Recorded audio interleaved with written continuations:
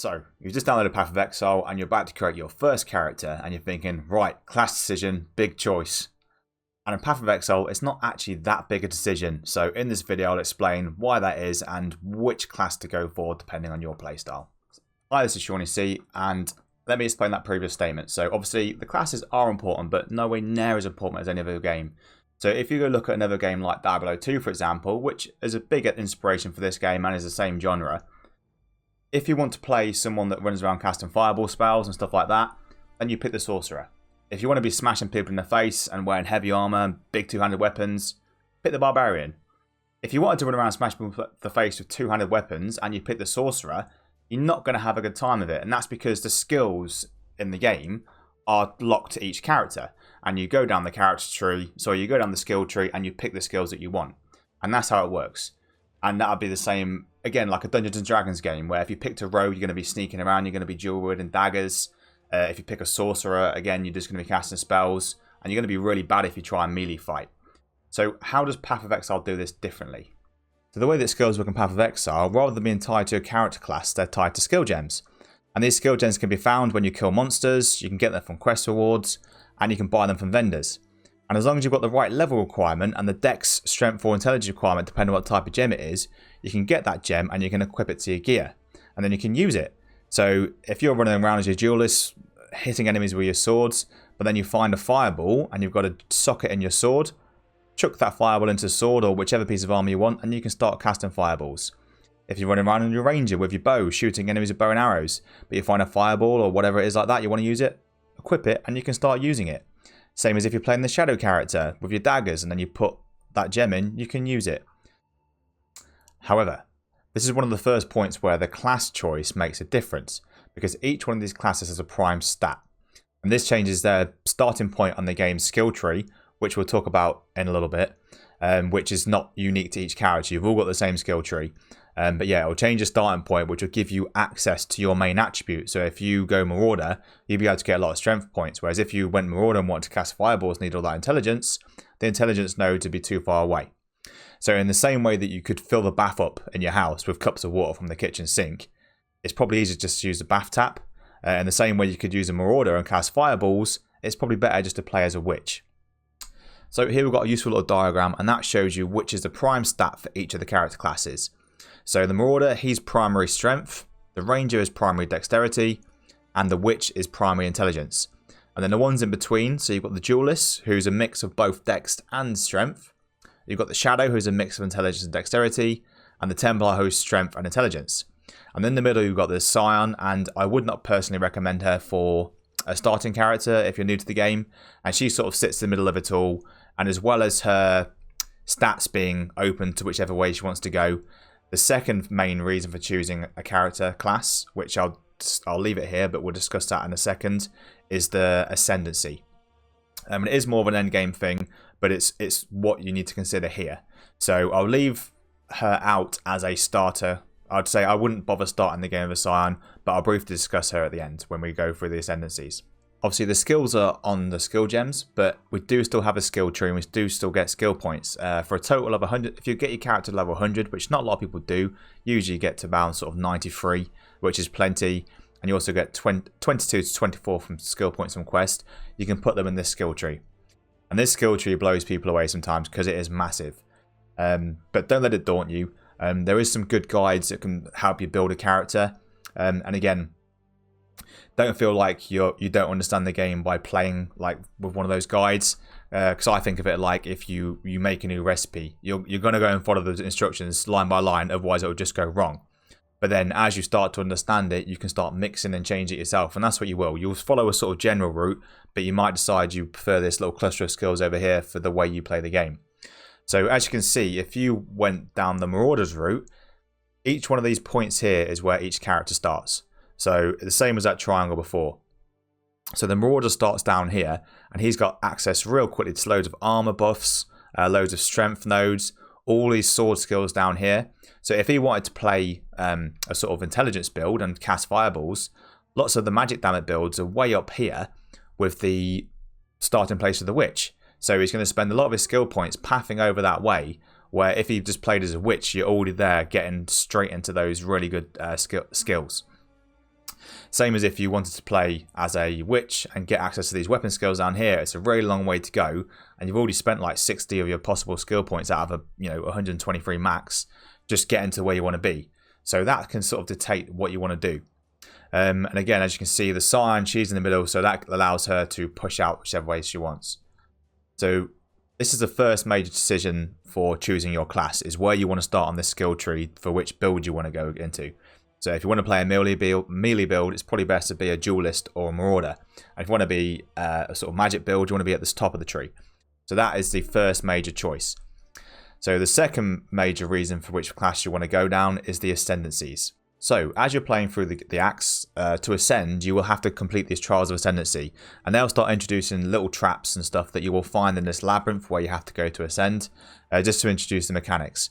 So after you've completed the first 6 trials, by about level sort of 40, you can go to Act 3's town. You can go through this portal, and then you can click on this pillar and you can start a labyrinth.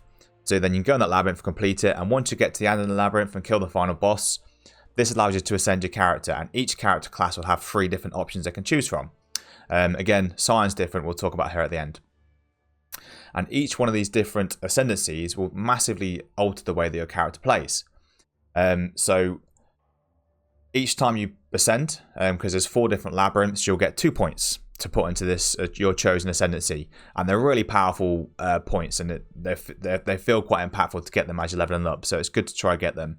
I will say, however, the first sort of 6, so the first 3 labyrinths are quite easy to do. The last one may take you some time to fully complete all the trials and unlock, and it's difficult to do. But once you get the final 2 points, it's a massive boost. So again, you may get to level 40 and go to ascend, go to Act 3, and you try to open the labyrinth, and it turns out you've missed one of these 6 first trials. If that is the case, you can just hover over which trial you've missed, and it will tell you where that is. Alternatively, the Path of Exile wiki, if you search into that trial of Ascendancy, that will tell you where all of those trials are. So obviously each one of these Ascendancies has a unique name and a unique feel and the way it makes your character play. So obviously there's 6 different classes, and each one of those has 3 Ascendancies, and the Scion's by herself. So in total, we'll call that 19 Ascendancies. All right? Yeah, good maths. Okay. So for example, if you go and play the Shadow, these Ascendancy classes, which are going to be playing at the end game for sure, even by level 50, you're going to be ascended, will be Assassin, Trickster, and Saboteur. And again, each one of those massively affects the way your character plays, and each time you get one of those trials complete, one of the labyrinths complete and get those 2 skill points, it's awesome. You just feel so much more powerful. However, as a new player, and I've experienced this myself when I first started playing the game, there's so much to learn in this game. Even some of the core mechanics, because they're so different, it's hard to grasp that. And you go, right, I'm going to go follow a guide on how to make a good character, or at least a half decent character, and then I'll play it with myself later on. And when you're searching for a guide, you put, right, the best Shadow build, or the best class, and people are going to be saying, okay, there's a build here, Cyclone Champion build for 3.1, and you'll be like, what's a champion? I can't find that class at the start, and that's where confusion can come in. I know it certainly did for me, I'll admit that. So if you do go find a build that looks fun or sounds like it could be fun, you watch a video and see how they're playing that character, and it says Cyclone, that's going to be the main skill you use, because predominantly you tend to use 1 main damage attack, maybe sometime 2, and all your other skills like auras, movement abilities, they will sort of buff that 1 skill. So Cyclone would be your main ability in the build guide. Champion, so that's an ascended duelist. So they're very rarely going to say duelist. It would most likely say champion or slayer or whatever it may be, like necromancer, which is ascended witch. So that will tell you which character you need to pick at the start screen. So if you wanted to play a Cyclone Champion build, then you need to make sure you pick Duelist, for example. And the 3.10, that's just a patch, because the game does get patched every sort of 13 to 14 weeks. They throw a lot of content in the game, and while that's awesome while you're playing the game, as a new player, because they've been constantly throwing this content in, there's just a mountain of stuff you've got to learn. And again, like I say, even the basics such as the classes can be quite difficult to get into. So now I'll briefly talk about the Scion, and I've avoided her because, again, I think she's quite a complex character, in my opinion, for a new player. I've got about 650 hours in the game now, and I don't have one anywhere near sort of max level now. I've got one at like 40, that's it. And the reason she's quite different is she doesn't ascend the same way that other classes do. And she starts off right in the center of the skill tree. So it gives her a lot of versatility. She can go whichever way she wants. But especially when you're leveling one from the start, most of the juicy skill points are around the edge. And it takes a Scion a lot longer to get there. So it's just, as you're leveling up those first sort of 30, 40 levels, it doesn't feel like as exciting once you get new skills, which I think for a new player, it's fun to be able to click a node that just massively increases damage or your speed or whatever. So you miss out on that playing Scion as a first character. And then when she finally ascends, rather than having her own unique ascendancy, she sort of pinches a bit from each of the other 6 classes. And what that does, it's not quite the same as each class. It's just a little bit of one of their skill tree, their ascendancy skill tree. But then also, that unlocks wherever that character starts. So if you took a Marauder ascendancy, after you've got that, you can then start branching away from the Marauder's tree. So you can start taking skill points from over there, which opens up, again, it just makes for a much more complex build that you can do. A lot of the end game players will start making Scions, but for as a new player, I just wouldn't go down that route personally. So to summarize why the class choice is important to this game, the first main reason is your primary stats. So obviously your strength, dex, and intelligence. The second point is the starting position on the skill tree. So whichever, if you take the ranger, you go bottom right, for example. And then finally is your ascendancies. So if there's a specific ascendancy you want, you're going to have to make sure you choose the right class for that. However, you can stumble through the game yourself. You don't have to follow a build, although that will make sure that you end up in at least a semi-powerful state by the end of the game. However, like I said, there's no wrong choice. And if you're not worried about playing a meta build, just go whichever way you want. But knowing that, you know, if you want to be more melee based, probably head down to the bottom left of the skill tree. Maybe a Marauder, a Duelist, or a Templar. And if you want to be more caster based, for example, stick to the top of the skill tree. Either go Witch, Templar, or Shadow. But you can't go wrong. And if you do go wrong and you get to level 50 and your character just can't do anything because you've put skills in the wrong places, you can reset your skill points with Orbs of Regret, and then you can start again. And if you want to play a strength-based character casting spells, you can do it. And you're going to be able to clear content. You're just not going to be able to delete it as fast as someone who spent 100 hours on a build. And if I had to make a recommendation, the first would be a website, which I'm not affiliated with in any way, but POE Vault was really useful for me when I first started the game, and it's quite new player friendly.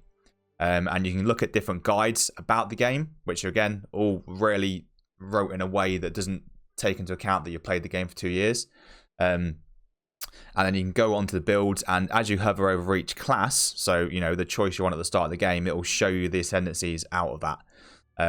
So you know you're in the right place, and the ones to go for are the ones that are down as League Starter, because if they don't have League Starter in there, potentially they cost quite a lot of money, as in like a really high value unique item is essential for that build to work. So avoid any that don't have League Starter. And if you're interested in what's meta, there's another good website called POE Ninja, and on that you can look at how much value certain items have in the game currently, as well as what builds are currently, so what classes people are playing and what ascendancy people are playing. If you happen to watch it while we're in the Delirium League, currently the meta is absolutely broken, so 45% of people are playing one ascendancy, so it's pretty crazy. But yeah, if I had to pick a build for a new player, I would say go for a champion Cyclone build, starting off as a Duelist. Really fun, satisfying build. You Cyclone through, which is a bit like Whirlwind and Diablo 2, just blowing enemies to pieces, and it's got really good like defense and damage as well. So that's it really. If there's anything that I've missed that you're still mega scratching your head about, leave a comment and I'll try and answer it. And if you've got to this point in the video and you're experienced in the game and there's something that you think I've missed, again, please, or something that you found hard when you first started playing the game, please leave a comment, and it might help other people. So thank you very much for watching, and I'll see you in the next video.